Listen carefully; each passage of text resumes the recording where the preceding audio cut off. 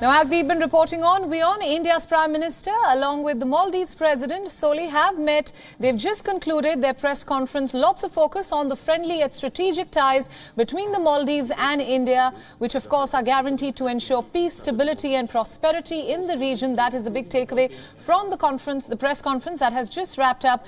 To give us more insights, our principal diplomatic correspondent, Sidhant Sibal, is now joining us live from New Delhi. Sidhant, thanks for joining us. Tell us about some of the big takeaways from the joint press conference that has just wrapped up.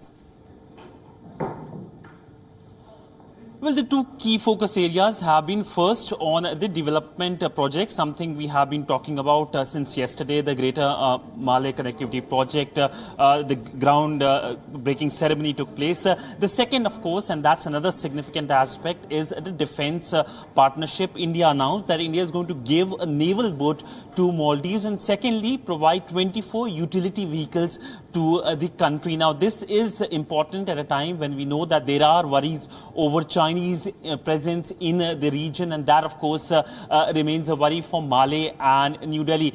These were the two key focus outcomes. Of course, there were discussions on terrorism, on climate change. The Indian Prime Minister lauded Maldives' role when it comes to the climate commitments and, of course, conversation on regional and global issues. But one thing that was very noticeable was the fact that the Maldives president twice mentioned about how Maldives considers India as a close partner, a close friend, and of course the political trust between the two countries. Now, this is in sharp contrast to what happened previously under the Yamin government. Previously, before 2018, we saw he completely changing his policy and becoming pro-China. So there was a re-emphasis of India first policy by the Maldives and by India, of course, neighborhood first policy in terms of the development projects that were announced, and not only the infrastructure project, the Greater Malay Connectivity Project, but also in terms of the housing projects which India will be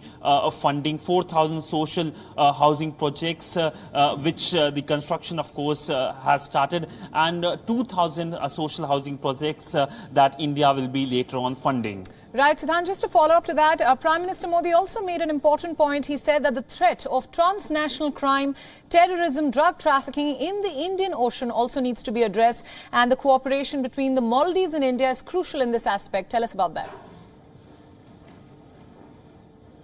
Well, without the taking name of China, we saw the focus remains on concerns both countries share. It is, of course, not diplomatic to mention another country's name, and that is why we saw in many ways China was mentioned in terms of the concerns in the Indian Ocean region, the increased Chinese presence in terms of the illegal fishing, in terms of Chinese vessels, especially research and spy vessels in the region. And that is one of the reasons that both countries are coming closer. In fact, both countries are part of various forums like the Colombo Security Conclave, which has been meeting at the NSA level. And today's announcements will go in a long way in terms of strengthening the partnership, the military partnership between the two countries. And that is why, as I said in the first answer, the fact that India has announced a naval boat being given to Maldives is something that will be welcomed. In fact, it was welcomed by the President of Maldives, Mohamed Ibrahim Solih, at the press statements.